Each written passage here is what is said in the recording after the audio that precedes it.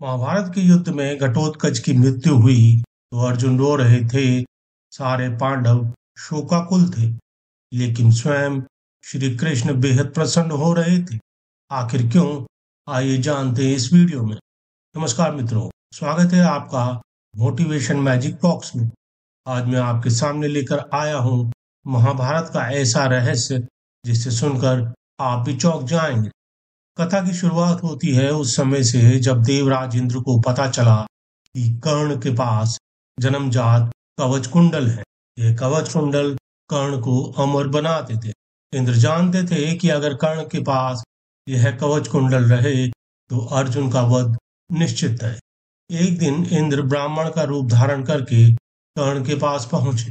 महादानी कर्ण ने बिना किसी संकोच के अपने प्राणों से भी प्रिय कवच कुंडल दान कर दिए। लेकिन इंद्र भी जानते थे कि खाली हाथ जाना उचित नहीं है। उन्होंने कर्ण को एक अमोघ अस्त्र वासावी प्रदान किया, लेकिन यह अस्त्र केवल एक बार प्रयोग हो सकता था और जिस पर भी इस अस्त्र का प्रयोग किया जाएगा उसकी मृत्यु निश्चित थी। कर्ण इस अस्त्र का प्रयोग अर्जुन वध के लिए करना चाहते थे। वे प्रतिदिन इसकी पूजा करते, इसे सुरक्षित रखते थे। उनका एक ही सपना था, अर्जुन का वध करना। महाभारत युद्ध के 14वें दिन रात्रि का युद्ध हुआ। भीम पुत्र घटोत्कच रणभूमि में उतरा। उसकी माया शक्ति रात्रि में और भी भयानक हो जाती थी। घटोत्कच ने कौरव सेना में ऐसी तबाही मचाई कि महारथी योद्धा भी उसके सामने असहाय हो गए। द्रोणाचार्य, कृपाचार्य, अश्वत्थामा सभी परेशान हो गए। कौरव सेना में हाहाकार मच गया। दुर्योधन ने कर्ण से विनती की, अगर आज रात घटोत्कच को नहीं मारा गया तो सुबह तक हम सब मारे जाएंगे। तुम इस अमोघ अस्त्र का प्रयोग करो। कर्ण बड़ी असमंजस में था। एक तरफ मित्रों के जीवन का प्रश्न था, दूसरी तरफ अर्जुन से अपनी प्रतिज्ञा। अंततः धर्म संकट में फंसकर कर्ण ने निर्णय लिया।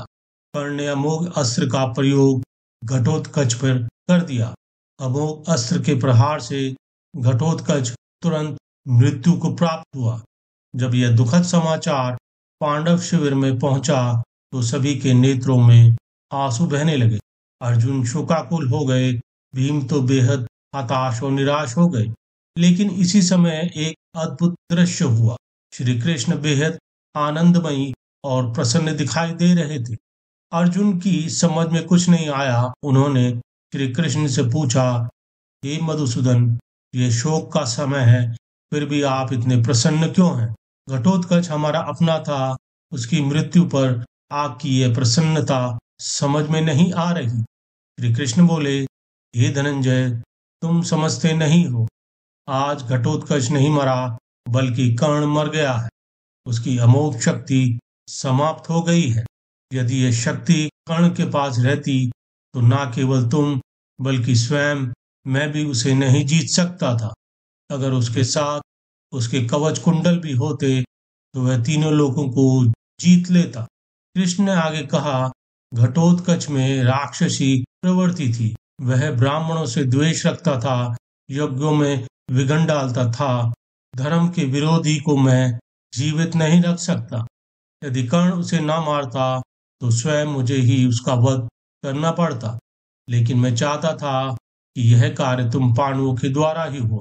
मैंने धर्म की स्थापना की प्रतिज्ञा की है। यहाँ सत्य, पवित्रता, क्षमा और धैर्य होता है, वहां मैं निवास करता हूँ। तुम पांडवों में यह सभी गुण हैं, इसलिए मैं तुम्हारे साथ हूँ। कृष्ण ने स्पष्ट कहा, चाहे कोई मेरा अपना ही क्यों ना हो, यदि वह धर्म विरोधी है तो मैं उसे क्षमा नहीं कर सकता। कंस मेरा मामा था, फिर भी मैंने उसका वध किया। घटोत्कच भीम का पुत्र था, मेरे परिवार का सदस्य था, लेकिन धर्म विरोधी होने के कारण उसका अंत आवश्यक था। दोस्तों, ये घटना में सिखाती है कि धर्म सर्वोप्रिय है। व्यक्तिगत संबंध धर्म के आगे गौण हो जाते हैं। श्री कृष्ण की प्रसन्नता व्यक्तिगत नहीं थी, बल्कि धर्म की विजय की थी। घटोत्कच का बलिदान व्यर्थ नहीं गया।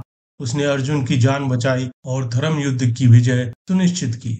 इसी के साथ ये वीडियो यहाँ समाप्त होता है। दोस्तों, अगर ये कथा आपको अच्छी लगी तो इस वीडियो को लाइक करें, शेयर करें और हमारे चैनल को सब्सक्राइब करना ना भूलें। धन्यवाद। जय श्री कृष्ण।